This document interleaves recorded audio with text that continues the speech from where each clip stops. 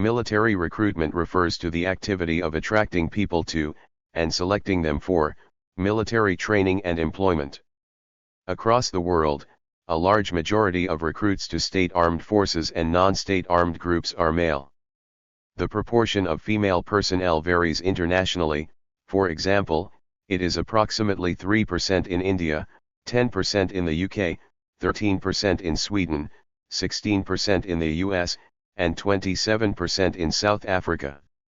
While many states do not recruit women for ground close combat roles, i.e. roles which would require them to kill an opponent at close quarters, several have lifted this ban in recent years, including larger Western military powers such as France, the UK, and US.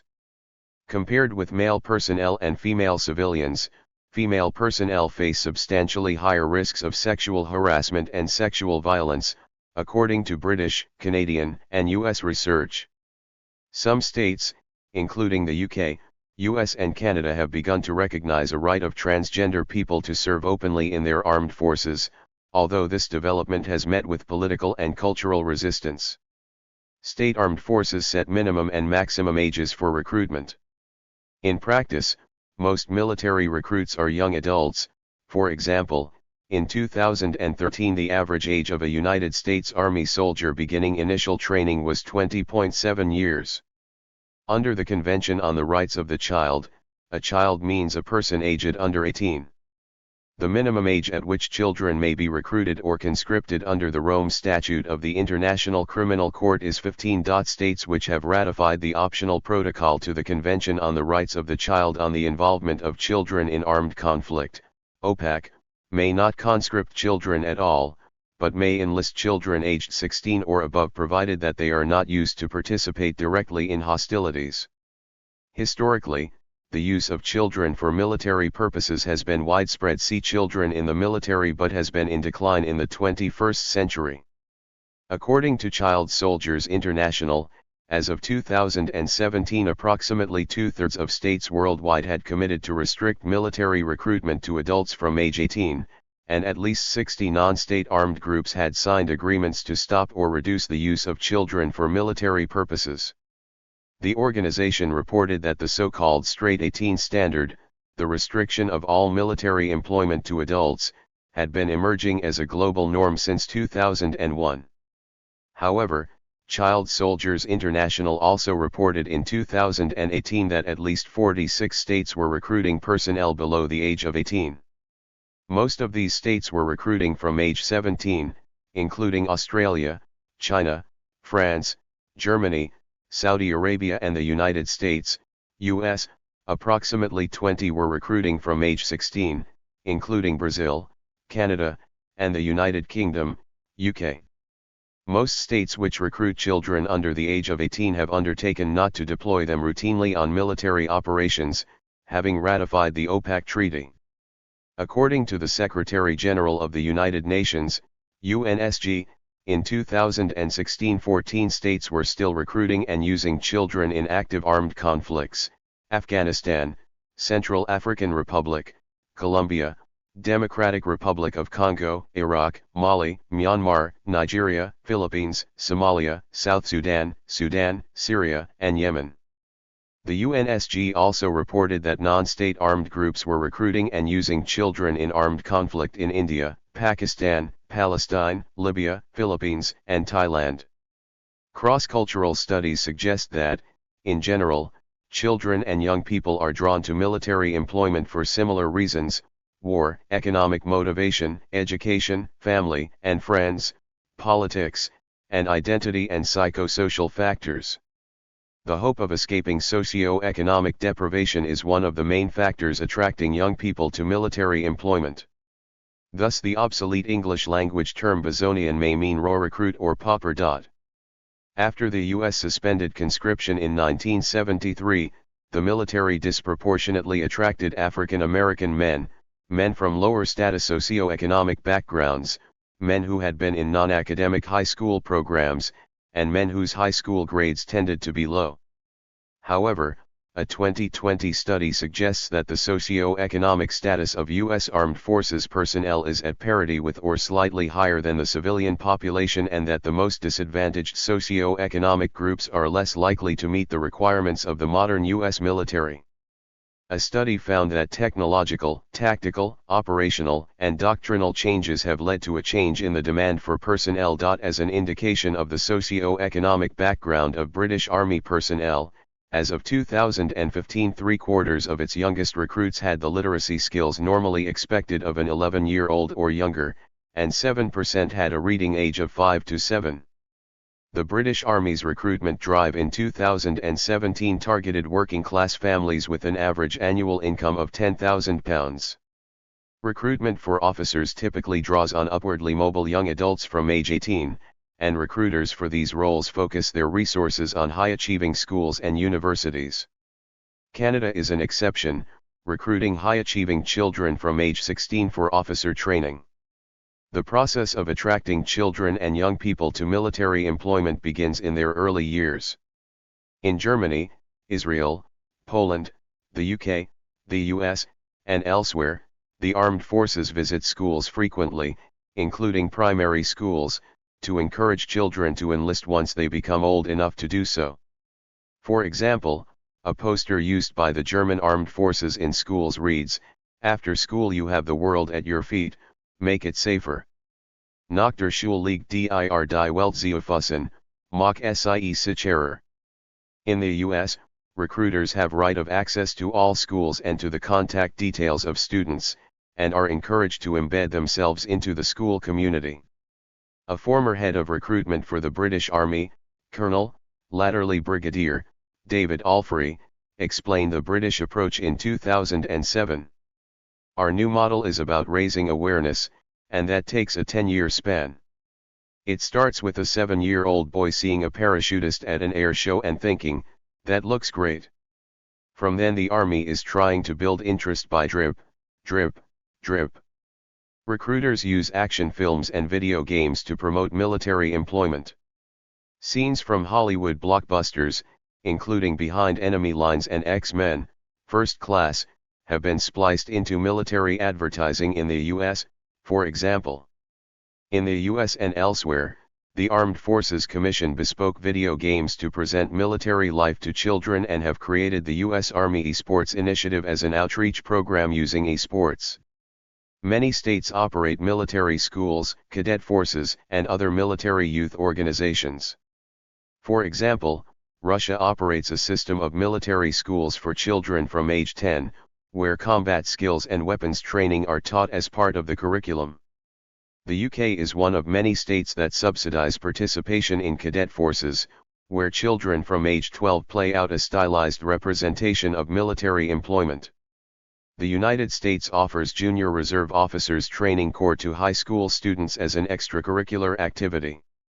Armed Forces Commission recruitment advertising across a wide range of media, including television, radio, cinema, online including social media, the press, billboards, brochures, and leaflets, employment websites, and through merchandising. Recruiters use civic space to promote their military organization. Among the methods used are recruitment stalls in public spaces, air shows, military amusement parks, such as Patriot Park in Russia, national days, such as the Belgian National Day and Military Parade, and annual Armed Forces Days. Recruitment marketing seeks to appeal to potential recruits in the following ways. Traditionally masculine associations. Historically and today, recruitment materials frequently associate military life with that of a traditionally masculine warrior, which is officially encouraged as a martial ideal. For example, Cold War U.S. Army slogans included "Join the Army, be a man and the Army will make a man out of you." In 2007 a new slogan was introduced, "There's Strong. Then there's Army Strong." Similarly, recruiters describe the Israeli infantryman as discovering all your strengths, and the British is harder, faster, fitter, stronger. Teamwork and belonging. Some armed forces appeal to potential recruits with the promise of teamwork and camaraderie. An example is the British Army, which introduced the slogan "This is Belonging" in 2017.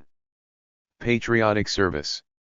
Some armed forces present military life as a patriotic service. For example, the slogan for the German Bundeswehr is "We serve Germany. Wir dienen Deutschland," and an advertisement for the Israeli Defense Forces encourages potential recruits to, above all, fight Kravi for your country, because there is no place better than Israel. Challenge and adventure. Military life is promised to be exciting, including world travel and adventurous training. In 2015, the British Army presentation to schools included prominent images of scuba diving and snowboarding, for example. Education and skills. The armed forces are often presented as a means to learn new skills.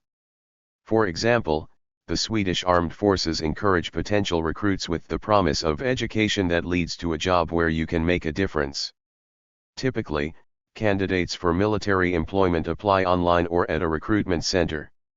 Many eligibility criteria normally apply, which may be related to age, nationality, height and weight, body mass index, medical history, psychiatric history, illicit drug use, criminal record, academic results, proof of identity, satisfactory references, and whether any tattoos are visible. A minimum standard of academic attainment may be required for entry, for certain technical roles, or for entry to train for a leadership position as a commissioned officer.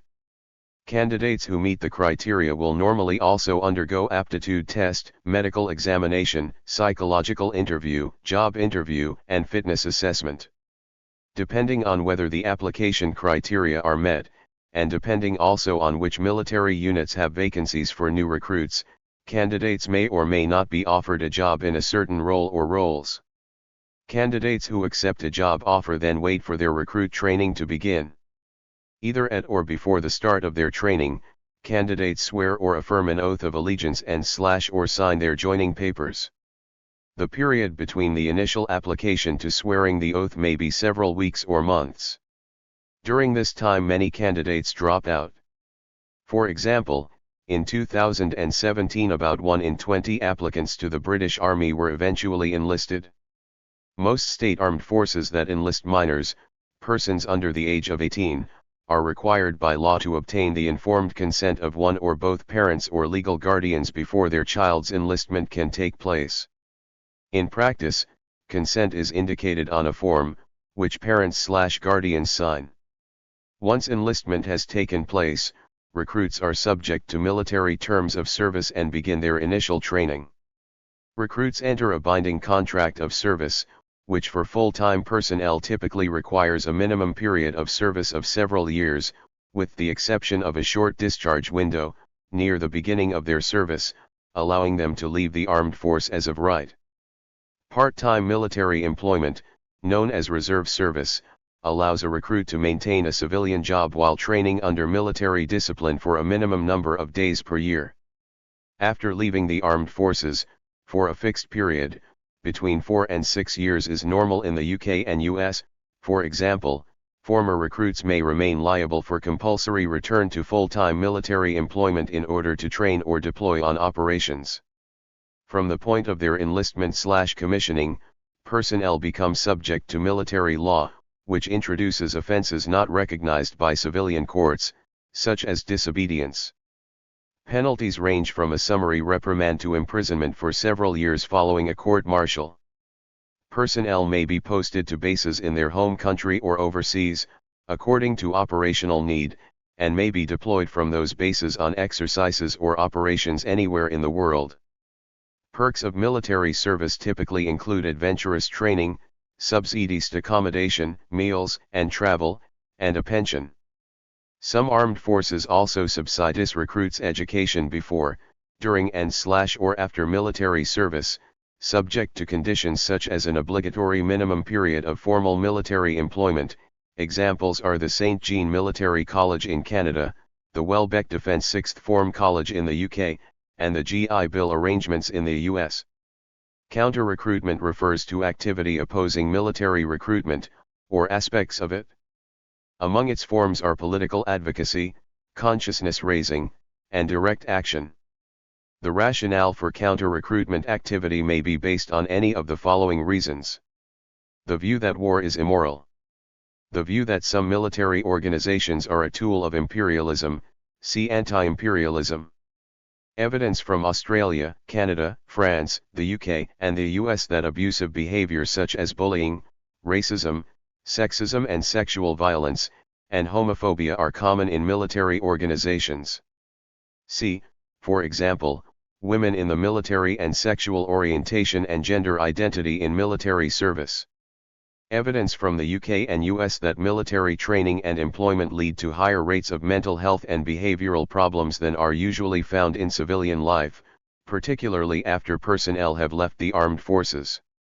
Evidence from Germany, Israel, the UK, and the US that recruiting practices sanitize war, glorify the role of military personnel, and obscure the risks and obligations of military employment, thereby misleading potential recruits, particularly adolescents from socio-economically deprived backgrounds. Evidence from Germany, the UK, and elsewhere that recruiters target and capitalize on the precarious position of socio-economically deprived young people as potential recruits. The fact that some armed forces rely on children aged 16 or 17 to fill their ranks, and evidence from Australia, Israel, the UK, and from the Vietnam era in the US that these youngest recruits are most likely to be adversely affected by the demands and risks of military life. Armed forces spokespeople have defended the status quo by recourse to the following. The view that military organizations provide a valuable public service. Anecdotal evidence that military employment benefits young people. The view that duty of care policies protects recruits from harm. Armed forces have made effective use of short slogans to inspire young people to enlist, with themes ranging from personal development, particularly personal power, societal service, and patriotic duty. For example, as of 2017 current slogans included: Live a life less ordinary. Indian Army. Army strong. US Army. Be the best. British Army. Dare to be extraordinary. Canadian Armed Forces. We serve Germany. Wir dienen Deutschland. German Armed Forces. For me, for others. Pour moi, pour les autres. French Army. Military recruit training, commonly known as basic training or boot camp, refers to the initial instruction of new military personnel. It is a physically and psychologically intensive process, which resocializes its subjects for the unique demands of military employment. Initial military training is an intensive residential program commonly lasting several weeks or months, which aims to induct newly recruited military personnel into the social norms and essential tasks of the armed forces. Common features include foot drill, inspections, physical training, weapons training, and a graduation parade. The training process resocializes recruits to the demands made of them by military life. Psychological conditioning techniques are used to shape attitudes and behaviors, so that recruits will obey all orders, face mortal danger, and kill their opponents in battle.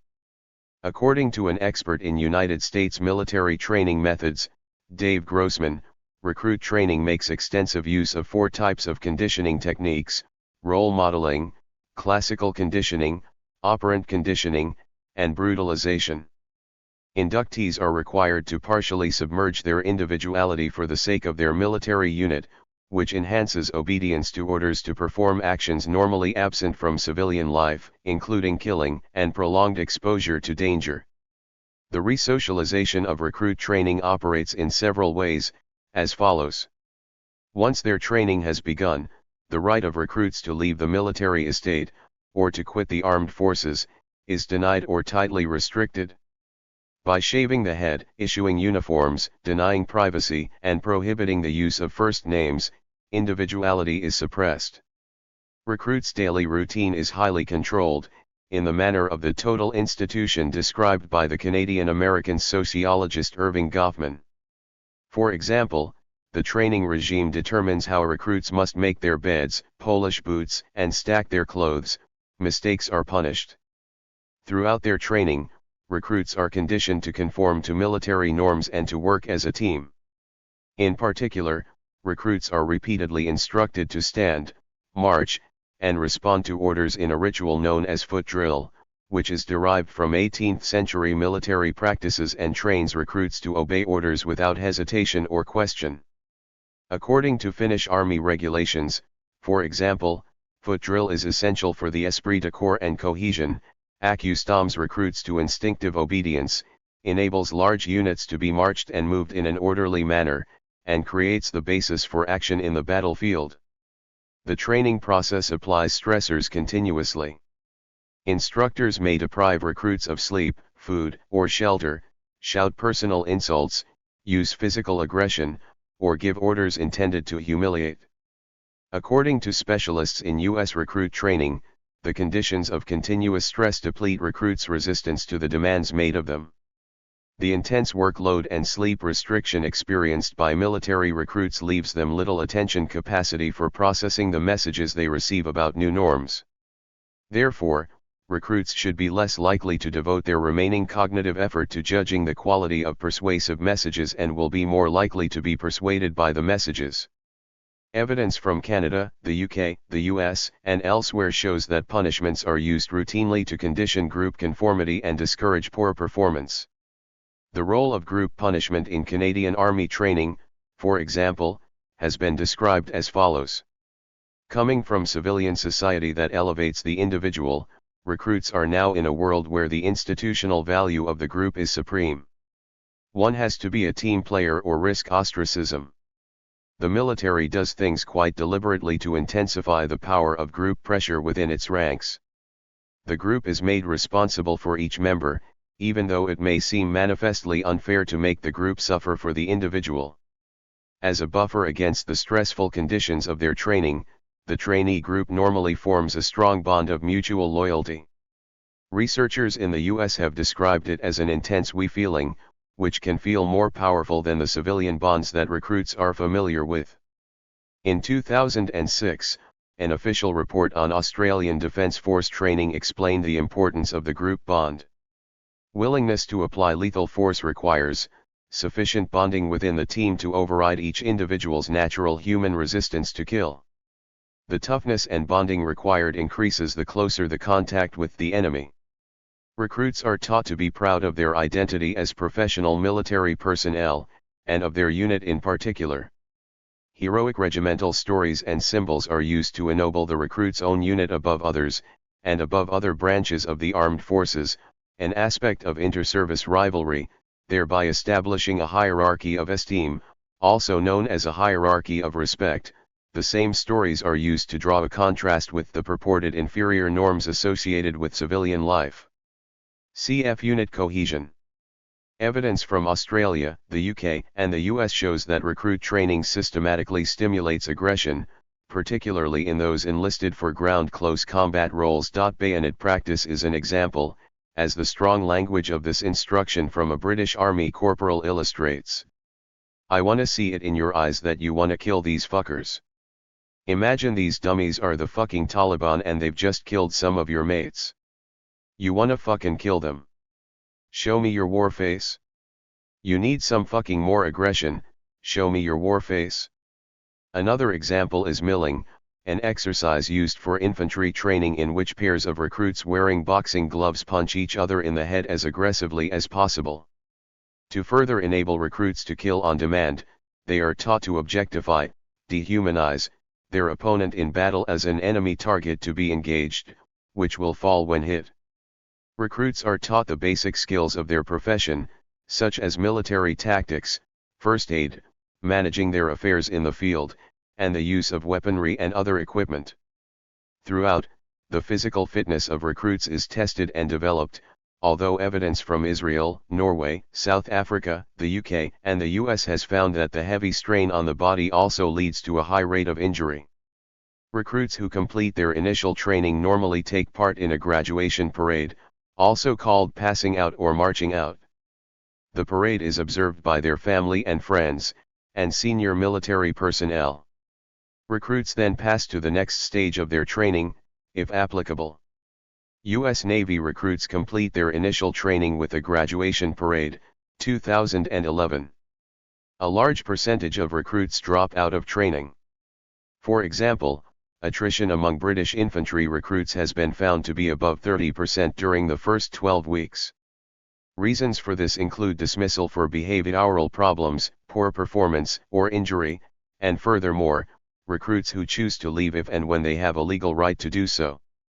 In the UK and US, recruits under the age of 20 are most likely to drop out in these ways.